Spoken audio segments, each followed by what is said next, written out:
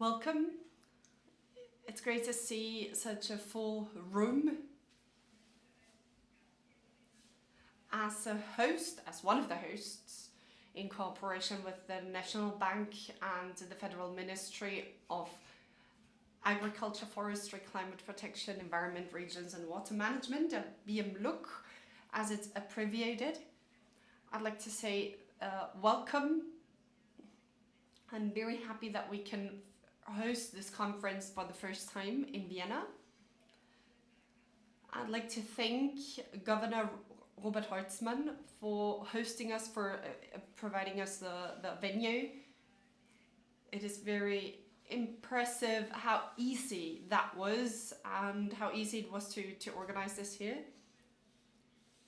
So I can see that you really stand up for climate protection. This gives us hope and trust, and it gives us a good mood, or sets a good mood for this conference. So these are 2 days under the motto of hope. So thank you for making it possible to host this conference at this special venue. I'm very happy that the Federal Minister has welcomed us virtually, and thank you of course to Jürgen Schneider, who is here representing his section. He's head of this section, and we collaborate very intensively, and this enabled us to host this conference here.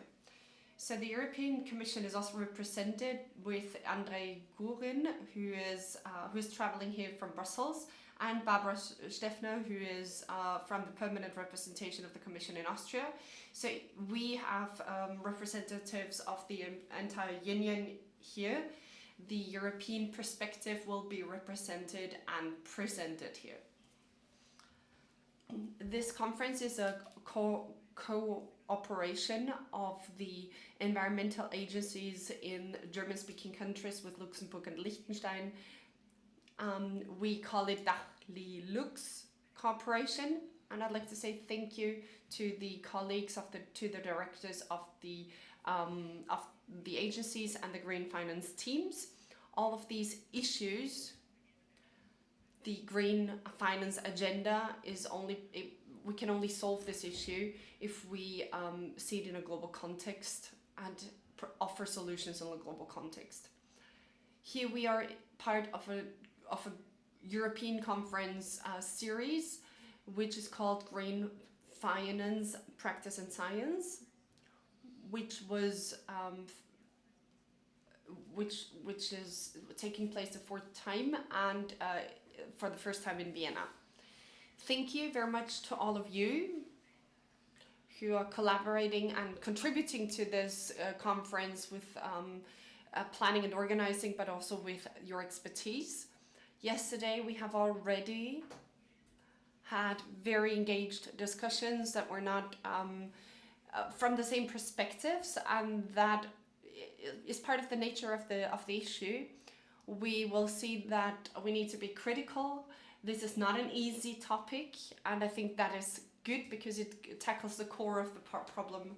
I'd like to first present the environment agencies. I think agency is the wrong word for what we're doing, because we consider ourselves as bridge builders. We build bridges between society and government in a European context.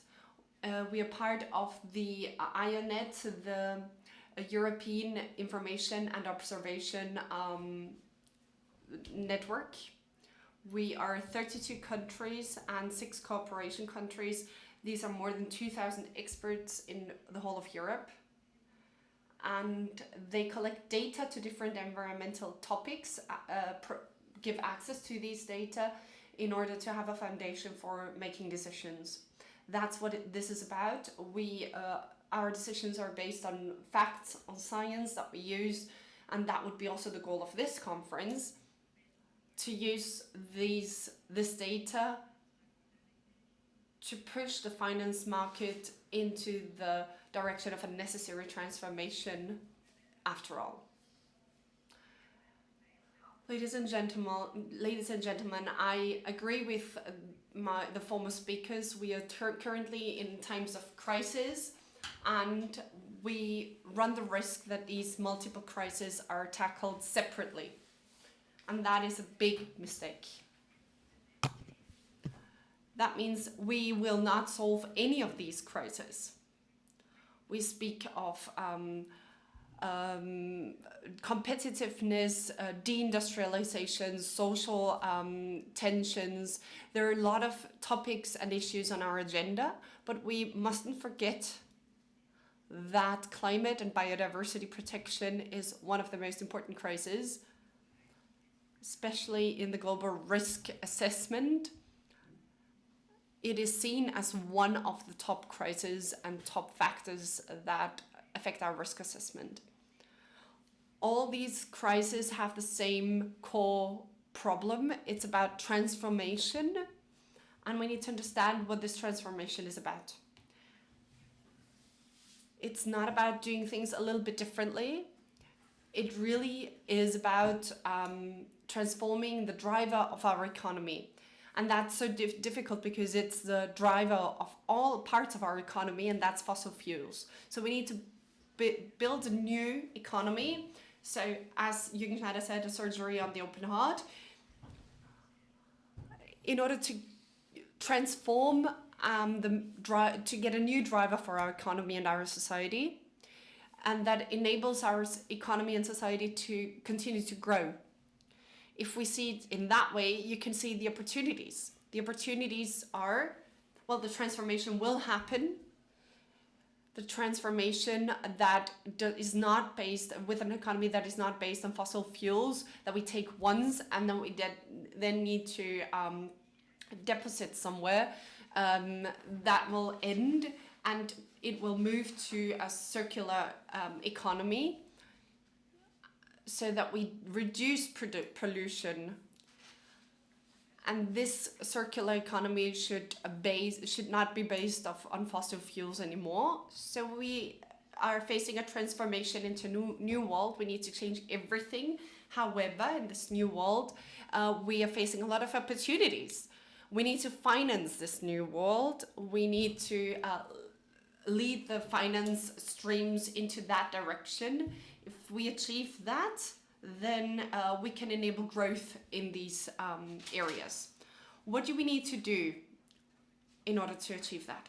We need to accept the complexity of this issue. We cannot work step by step. We cannot do one thing after the other. That is how we usually work. Not even women are able to multitask. That is not possible. Our brains are not wired that way. However, we still need to solve all these crises at the same time. We cannot do climate protection or competitiveness. We need to strengthen our location, our economic location, and be eco-friendly. We need to have an environmentally friendly governance that also enables food security. So how we can use the lever of money, because that's what we have. How can we, before I said everything runs on oil, on fossil fuels, but actually it's money flows and the finance that has the power to finance this transition. On Tuesday, we heard the budget presentation of the finance minister in Austria, but not only in Austria, but also in all European countries. The budgets are not becoming bigger. Thank you, Jürgen Schneider. We have an energy price crisis, a fossil fuel crisis that has developed due to our dependency on fossil fuels. So we don't have that much money that we can distribute. And therefore we need to think, how do we efficiently and how do we use our budgets in a good way, and how can we make it part of our transformation part? Where can we use the money where it has the highest impact. Together with the Technical University in Vienna and other institutions, we have concluded a study which is very interesting because the results will be published soon. We took a look at the investment requirements in different scenarios. Different scenarios politics can decide on. So we looked at existing measures. What happens if we continue with existing measures? Then we do not achieve our goal to be our net zero goal by 2040. And then we have also compared it with our transformation scenario. That's a scenario that we do achieve this net zero goal by 2040. So the finance minister probably will be a little bit surprised, because we're talking about 100 billion euros that we need to invest additionally to what we are already investing. So this is an addition to the existing measures. It's a lot of money, but if we take a look at the effects, we see that it pays off in every dimension, in every perspective. Competitiveness, employment, economic growth, etc. Every aspect has a positive effect. So the transformation and the investment into a climate-friendly future is an opportunity for growth that will only be possible in this niche. So our future is based on this new world, on this transformation. I'd like to ask you to understand this as an opportunity in finance. We have a great tool, that's the taxonomy. It is very complex, I understand that, and it is necessary to simplify the taxonomy. However, it's a great orientation tool that we can build on. I think I'm talking already for too long. So I need to cut my talk a little bit, I think. So I will not focus on the different items of the taxonomy. I just want to tell you that we have this tool. It exists. And it provides us with the opportunity to continue to work. It's a good basis to continue to work on. So I talked about the budget presentation, and I would like to give you I'd like to leave you on a positive note. In Austria and in the European Union, we have made progress with our climate goals. That comes from an economic recession that was not very positive. So that was a result from this economic recession. But we can see that we have achieved progress. We can see a reduction of the emissions that are slightly above the expected goal that we have set for ourselves. And we need to continue in the same ambitious way. We are standing on a crossroad, and we need to decide where to go in the next 2 years. We are worried, especially with the climate degrading subsidies. So we hope that measures are taken fast and quickly. That would be the easiest way to stay on track with our CO2 reduction goals. And on the other hand, we can see that we're lacking funds.